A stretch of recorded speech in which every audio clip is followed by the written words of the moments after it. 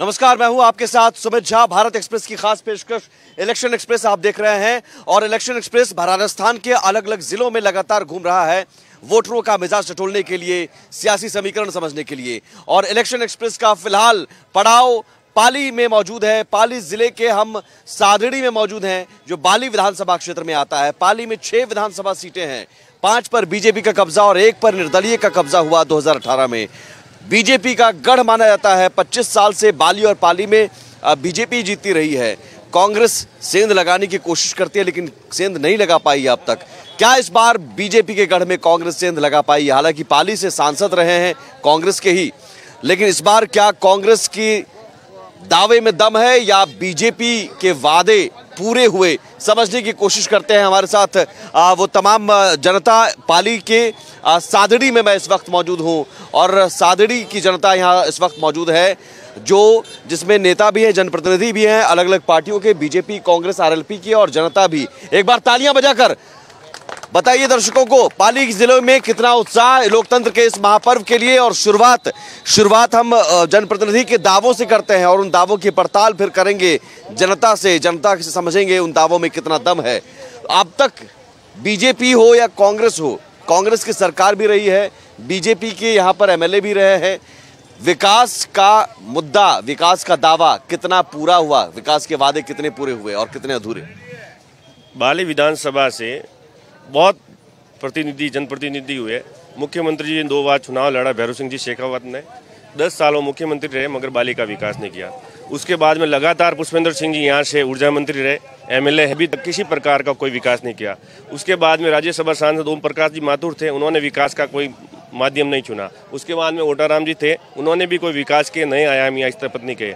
ये गहलोत साहब ही एक ऐसे व्यक्ति थे जब 20 किलोमीटर में एक कॉलेज दी हमारे को, साड़ी नगर पालिका में 20 बीघा जमीन दी, 4.5 करोड़ रुपए कॉलेज के दिए और वो कॉलेज सुचारू किया और अभी शुरू हो गया है इसी साल में।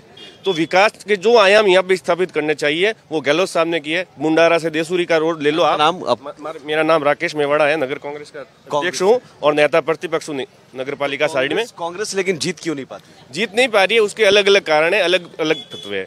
हम मात्र 80 लाख में 60 लाख में चुनाव लड़ते और अगला प्रत्याशी वो 20 करोड़ में चुनाव लड़ता है। जातिगत समीकरण उनको उसके पास साधने की कोशिश करते हैं। वो हर समाज को 10 लाख 50 लाख 25 लाख रुपए दे देते हैं, किसी को भवन के नाम पे, किसी को किसी प्रकार के, किसी को बरगला कर, दारू पिलाकर, वैसा कर। मगर हमारे प्रत्याशी को कमजोर तरीके से एकदम आते हैं और वो आके चले जाते हैं। 10-15 दिन में चुनाव नहीं लड़ा जाता है, इसलिए वो कमजोर। सांसद तो पाली से रहे बद्रीराम जाखड़ जी। बद्रीराम जी जितने रहा है वो, मगर इतना काम उन्होंने किया ना बद्रीराम जी ने, उसकी कोई कल्पना नहीं कर सकता। हमारे नया एडीएम ऑफिस दिया बाली में, कॉलेजें दी है उन्होंने तो जो स्थापित किया है। हमारे साड़ी नगर पालिका क्षेत्र में 4 महात्मा गांधी विद्यालय दिए हैं, नई कॉलेज दी है, देसूरी में कॉलेज दी है, बाली में कॉलेज दी है। उन्होंने तो जो यूआईटी दी है, यहाँ पे मेडिकल कॉलेज दिया है, नर्सिंग कॉलेज। राम जी इस बार उतरना तो अभी पार्टी जो अलगमान तय करके जिसको भी भेजेगी हम उनके साथ है। मगर राम जी के विकास का आपने गिना है, जवाब बीजेपी की तरफ से आप हैं, कांग्रेस के सांसद रहे यहाँ पर, उनके विकास के काम, और 25 साल से बीजेपी लगातार रही, आपके काम। और सवाल ये है कि पाली और जिले में या फिर बाली में अगर विकास के दावे अधूरे रहे तो उसके लिए जिम्मेदार कौन? जो विकास बाकी है वो अभी विधायक महोदय करवा देंगे और करवाते ही है। जनता में उनकी छवि बेदागी है, इसीलिए 5वीं बार जीते हैं, ठीक है ना। रही बात बद्रीराम जी की, तो बद्रीराम जी को जनता ने देख लिया, 5 साल आजमाया कि भाई विकास करने लायक है या योग्य है या अयोग्य है। उन्होंने तो काम गिनाए है। क्या गिनाए? अब उसको मालूम ही नहीं है। बद्रीराम जी को कोई लेटर दे तो पढ़ना ही नहीं आता है। काम की बात है। काम तो ठीक है, जो रूटीन में आते हैं वो होते ही है। काम जिन्होंने जो गिनाए, आप मानते हैं काम हुआ होते रहते हैं। एक बात है, बद्रीराम जी के पास 4 सीए है। सीए का मतलब आप इनको भी पता नहीं होगा किसी को कि 4 सीए क्या होते हैं। एक सीए के 2 लाख रुपया पगार है उनकी और 4 सीए उनके नीचे काम करते हैं और पूरे हिंदुस्तान में उनका काम है। तो विकास के काम जो गिनवाए हैं, क्या उससे आप लोग सहमत है? काम किया है, बिल्कुल काम कराया है, खूब काम कराया है। बीजेपी कह रही है कि काम नहीं हुआ है। तो नहीं है, बीजेपी के सर 2014 से लगा 2018 तक 5 मिनिस्टर रहे और बाली को जिला में बनाने की मांग थी। पुष्पेंद्र सिंह यहाँ से ऊर्जा मंत्री रहे, ओटाराम जी देवासी या राज्य मंत्री थे, पीपी चौधरी या सांसद मंत्री रहे, बाली को जिला नहीं बना सकते। बनाया नहीं है। ऐसा है, आप अपने काम का हिसाब दीजिए। नहीं, पुष्पेंद्र सिंह जी विकास की गंगा बही है, जितने भी पुल वगैरह है, ऐसा है, मेरी बात नदी नाले। सर 25 साल कम वक्त नहीं होता है। एक जिला बनाने की मांग थी। जिला तो गवर्नमेंट की नीति है। आपकी भी गवर्नमेंट रही बीच में 25 सालों में। हाँ तो रही, वो उनके मंत्री भी रहे। बाली जिला नहीं बन सकता भौगोलिक स्थिति से।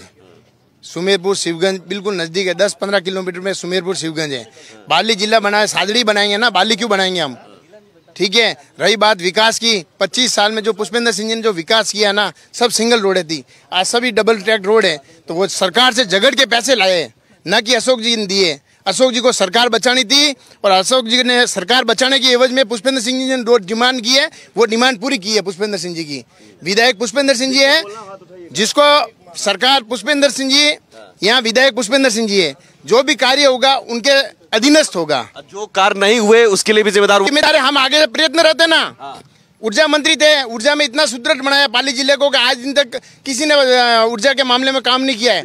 ऊर्जा के मामले में सर श्रीमान जी से पूछना चाहता हूँ कि आप बोले कि भाजपा के नेता है, जिला नहीं बने, उनके पदाधिकारी जिले की मांग कर रहे हैं, आंदोलन कर रहे हैं, भाजपा वाले वो बोल रहे हैं। मैं ये कह रहा हूँ, जो बीजेपी वाले कह रहे हैं कि बद्री जी अनपढ़ है, अशिक्षित है, मैं ये कह रहा हूँ कि इनके पीपी जी जो चौधरी है, लगातार 10 साल से यहाँ से सांसद है, एक बार भी साइड की जनता ने उन्हें देखा है क्या? इनको पूछो, आप देखा क्या? ऐसा है, हमारे जो नेता है पुष्पेंद्र सिंह जी, वो इतने मजबूत है कि दूसरे किसी नेता को देखने की जरूरत ही नहीं है। वो हर व्यक्ति का कार्य करते हैं, हर व्यक्ति से टच है। हर गांव में उनको 50 मेंबर है जो उसको मुंह पे याद है कि ये फलाना आदमी है। विधायक जी क्या टच में है क्या? नहीं है। विधायक जी टच में है क्या? पक्ष में बीजेपी जिंदाबाद। नहीं बीजेपी चाहिए हमको।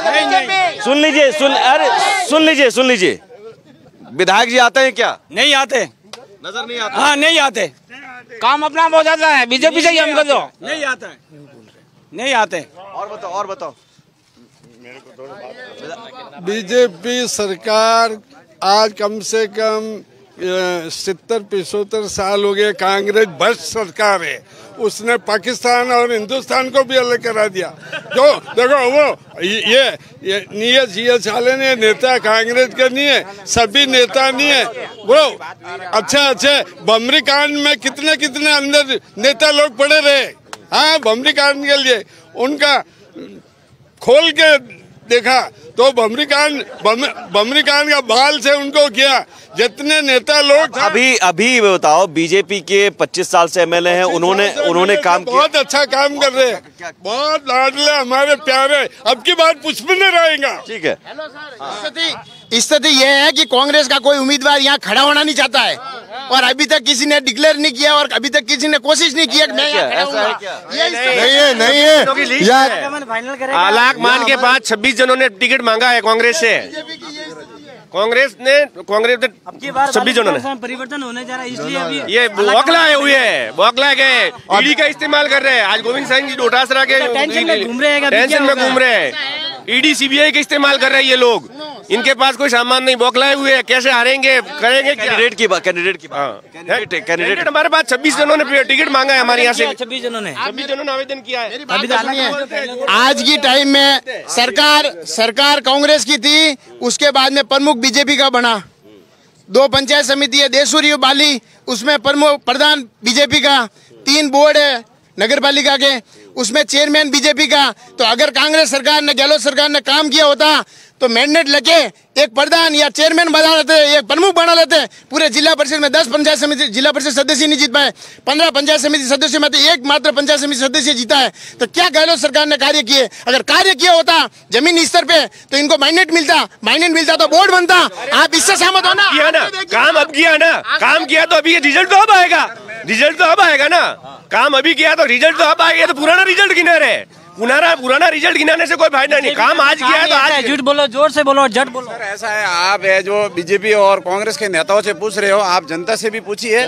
मैं कह रहे हैं कि बद्री जी ने कुछ नहीं करवाया, जीते हुए नहीं, पूर्व सांसद है, बड़े साख संभाल करने वाले नेता आज दिन तो कोई नहीं आया है। बद्री जी की कोई कमी नहीं है। ये कह रहे हैं अशिक्षित है, आज साइडी नगर पालिका में भी तो अशिक्षित चेयरमैन है, पढ़े लिखे बहुत सारे पार्षद थे, जनता ने जिता के भेजे, अशिक्षित को क्यों बनाया चेयरमैन? ये कह रहे हैं कि सांसद अनपढ़ है, तो यहाँ साइडी का जो चेयरमैन है वो भी अशिक्षित है, वो उसको क्यों बनाया? जनता ने तो बहुत सारे युवा नेता भेजे थे, अशिक्षित को क्यों बिठाया? फिर हम जनता कह रही है। और जाखड़ साहब ने दिया वो लिखे थे, तो उस टाइम में पढ़े लिखे तो अशोक गहलोत ने क्यों अनपढ़ को बनाया? हाँ, नहीं कह रहे, खाली जनता तो नहीं कह रही है, जनता ने तो जिता के भेजा है। शिक्षित और अशिक्षित का मुद्दा है यहाँ पर, या विकास का काम करने वाला चाहिए? विकास का मुद्दा है, शिक्षा का मुद्दा, काम करने वाला चाहिए या अनपढ़ और काम करने वाला पुष्पेंद्र सिंह नानावती है। अनपढ़ हो या पढ़ा लिखा, अनपढ़ इतना काम करवा सकता है, वो उतना पढ़ा लिखा नहीं कर सकता। वही कर, लोकतंत्र में ये नहीं कहीं लिखा है कि अगर शिक्षित नहीं है तो चुनाव नहीं लड़ सकता। आप जैसे कह रहे हैं शिक्षा की बात कर रहे हैं, तो शिक्षा को खत्म भी अशोक जी ने किया ना। वो कह रहे हैं कि नहीं, वो कह रहे हैं कि कॉलेज बद्रीराम जाखड़ जी ने कैसे लाया? पुष्पेंद्र सिंह जी ने 10 बार रिमाइंडर किया। मेरी बात सुनो, ये मेरी बात सुनो। अरे सर एक मिनट मेरी बात सुनो। ये विक्रम सिंह जी इंदा है, पंचायत समिति से मेंबर है, मैं इनकी कदर करता हूँ, लेकिन इनको ईमानदारी से बोलो ना कि जाखड़ साहब ने साइडी में कॉलेज इसलिए दिलवाया कि गहलोत साहब के नजदीक है। बाली में भी कॉलेज किसने दिलवाया? कॉलेज जाखड़ साहब ने दिलवाया। जाखड़ साहब। बद्रीराम जाखड़ जी ने काम किया या पुष्पेंद्र जी ने काम किया? बताओ।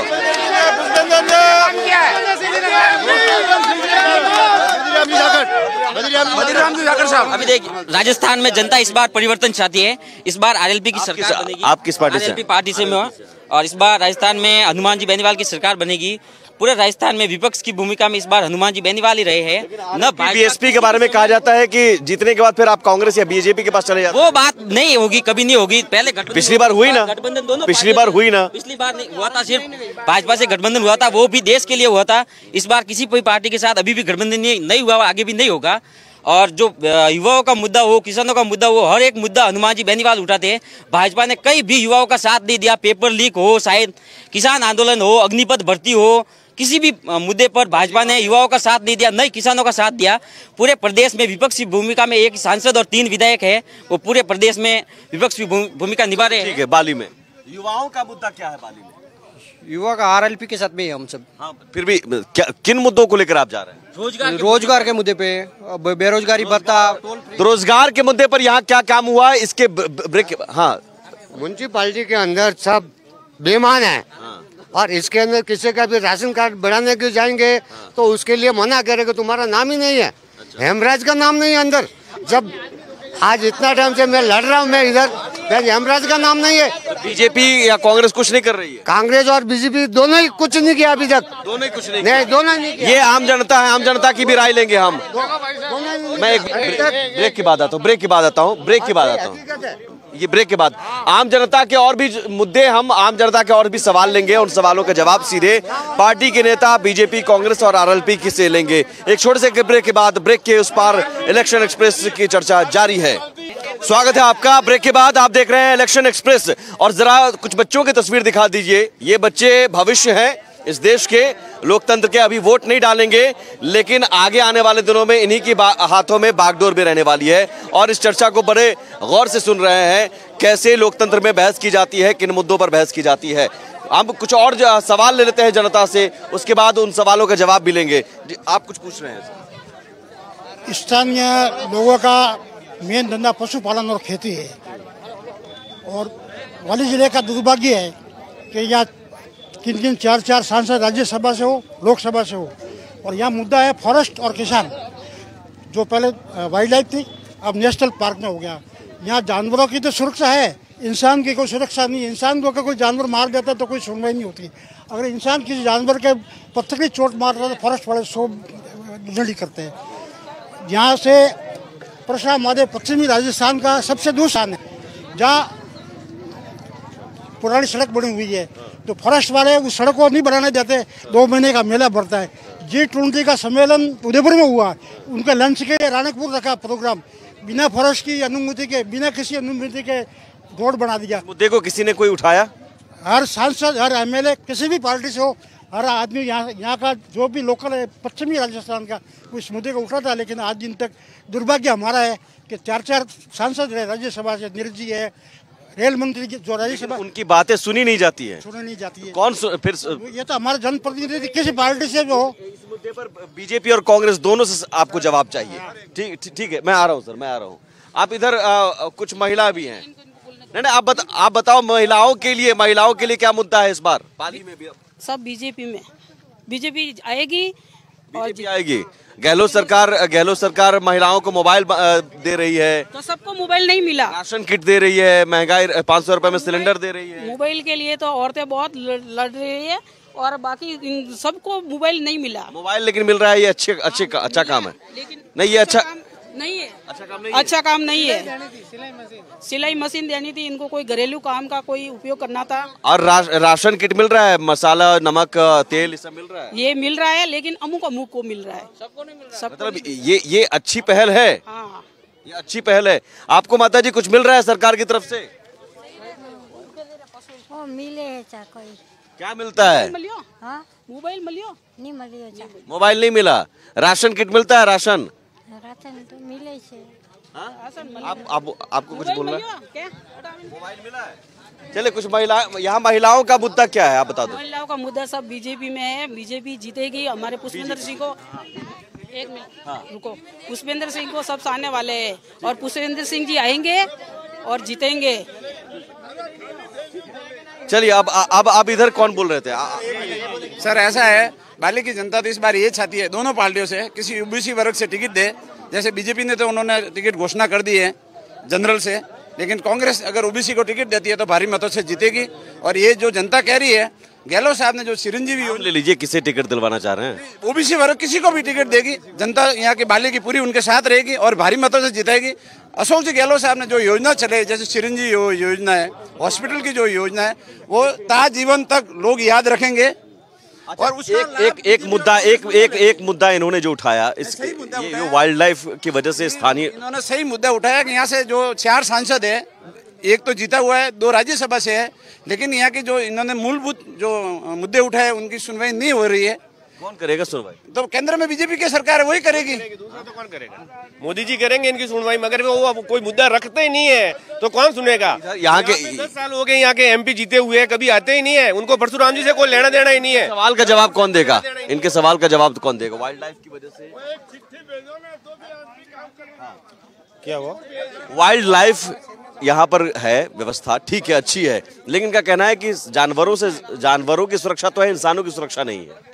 हाँ, कुछ जानवर, जंगली जानवर है जो काश्तकारों को नुकसान पहुंचा रहे हैं, लेकिन हमारे काश्तकारों के जो भी जानवर जंगल में जाते हैं उनका तो फाइन होती है, लेकिन जंगल के जो जानवर है किसानों का नुकसान करते हैं उस पर चर्चा होनी चाहिए। इसका इनका समाधान भी होना चाहिए। किसानों का नुकसान करते हैं, समाधान कौन करेगा सर? ये कह रहे हैं 4 सांसद होने के बावजूद राज्य सरकार करती है। राज्य सरकार का क्या रोल है? सरकार का रोल है, स्थानीय सरकार है, यही करेंगी। प्रपोजल तो राज्य सरकार भेजेगी। नहीं सर, ये सांसद यहाँ पर ऐसा नहीं है कि बीजेपी के नहीं रहे, राज्यसभा के भी हैं, तो क्या वो प्रपोजल नहीं भेज सकते हैं? भेजेंगे, वो भी भेजेंगे और ये भी भेजेंगे। सांसदों ने आवादान के लिए। यहाँ तो ये स्थिति है कि सेंटर की जो स्कीमें है वो भी रेगुलाइज नहीं कर रहे हैं। जो सेंटर की स्कीम है वो भी ये राज्य सरकार इससे नहीं। आज की टाइम में अराजकता की स्थिति है, बलात्कार, महिला कोई सुरक्षित नहीं है। पूर्वोत्तरी जो सरकार थी वसुंधरा बीजेपी के सांसदों को यहाँ देखा है आप लोग? हाँ, बीजेपी के सांसद आते हैं क्या? आते